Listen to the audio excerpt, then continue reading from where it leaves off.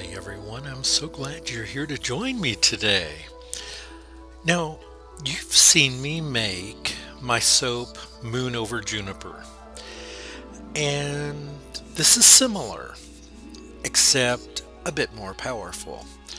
This is going to be a very scrubby soap, filled with a coarsely ground juniper powder, cedar leaf powder. It's all the same, by the way. The cedar is a juniper. It's the Juniperus virginiana here in Texas, called the Texas red cedar as well. So the oil that you're looking at here is infused with the cedar berries. So that is cedar berry oil. And to that, I'm adding ground cedar leaves, needles, that have been ground rather coarsely. Now, when I say it's a very scrubby soap, this is made for the feet. And I mentioned this actually in the other video, the Moon Over Junipers, which is basically the same thing.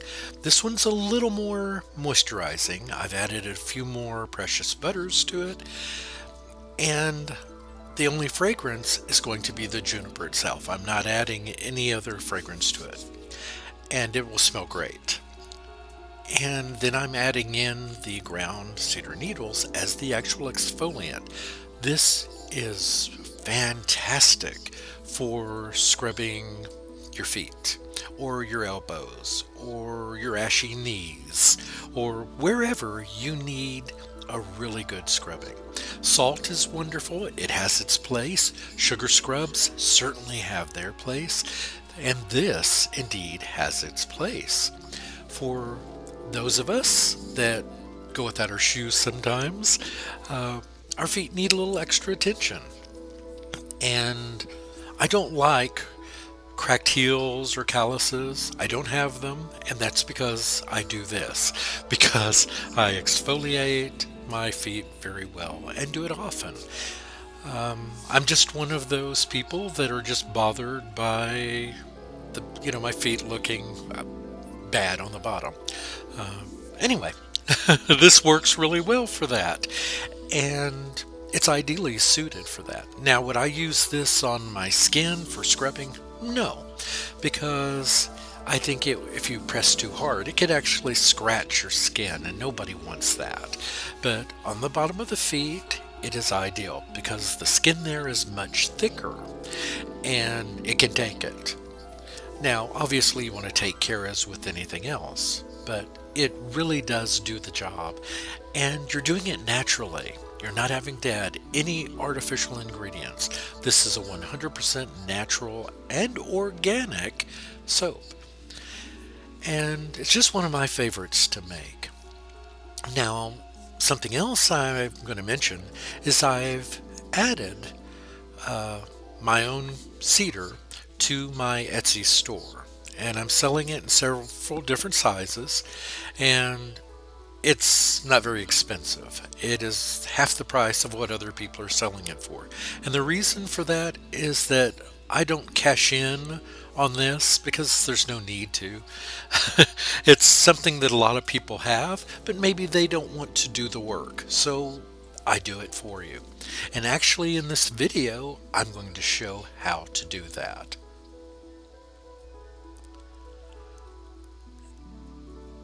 And I brought this to just a very low trace because there's no need to overbeat it for this purpose. I'm not doing anything decorative. Yes, I am.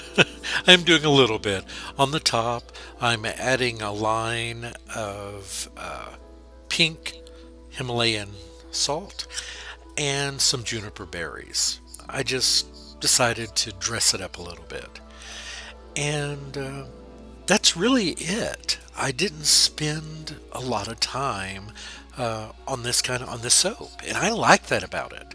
That you don't have to think about it. There are no swirls. Well, they wouldn't work. Well, they would work. You could do swirls in this, but it's just not something I wanted to do.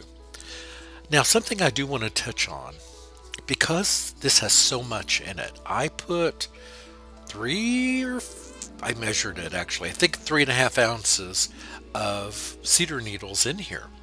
So that's a lot. It's very dense, very heavy with those needles.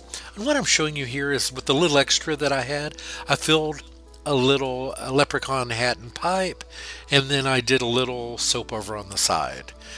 And once this is cured, I'll be putting this soap in my store. But the little leprechaun hat and pipe are just a hint of something that's going to be coming soon. Now what I'm showing is how I prepare my needles to powder them, because I thought, why not show you?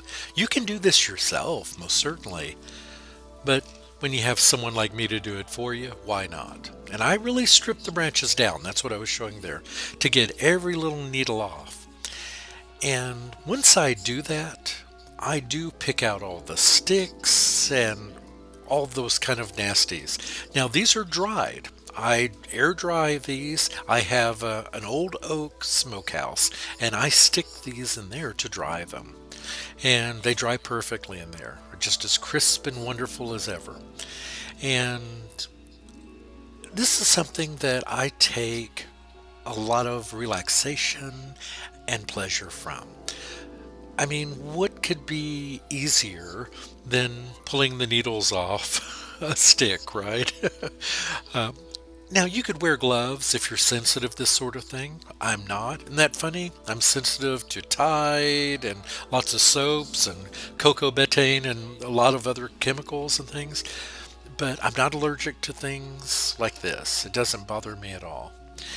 And I spent quite a bit of time on this, and when all said and done, I think I got about 2 pounds out of this. And this is just off a few branches. But if you have the opportunity to use natural items, why not go for it? Of course, do your research. Make sure that it's not something that's an irritant to the skin. Some people would find this irritating. There are people that have sensitivity to evergreens, whether it be pine or juniper, cedar, fir, any of those sort of things. There are people that have sensitivities to them. And some people don't know it until they try something like this, because they may have walked by 1,000 pine or cedar trees, but never rubbed up against them, right? But I have found that nobody I know has an allergic reaction to them, but that doesn't mean it doesn't exist. So once I got all the needles off the branches, I picked out all the sticks. I did leave some of the berries, you'll see them there on the bottom, because they're dried too. And since I'm using juniper berry oil that I've made in this, why not have some juniper berries ground up with my needles? And I just stick these in the blender and run them through it. Sometimes I will use the coffee grinder if I'm just doing small amounts, but because I was doing so much here, I just pulled out the blender for this purpose, and it works great. And for this particular mixer, actually, I have two different canisters, one for food and one for soaping. Well, actually, I have 4 canisters, because I have one for soaping with dry ingredients like this, and then another one that I can use liquid ingredients. And this cut like a dream, but because it has so much of the organic materials in it, it does drag through the soap. So you'll see some mild drag lines there, but they don't bother me. And I think it just came out great for what it is, right? It's very simple. But it cut up great, and it smells heavenly. This is one of my favorite fragrances because it's all natural. There's nothing fake or scented about it.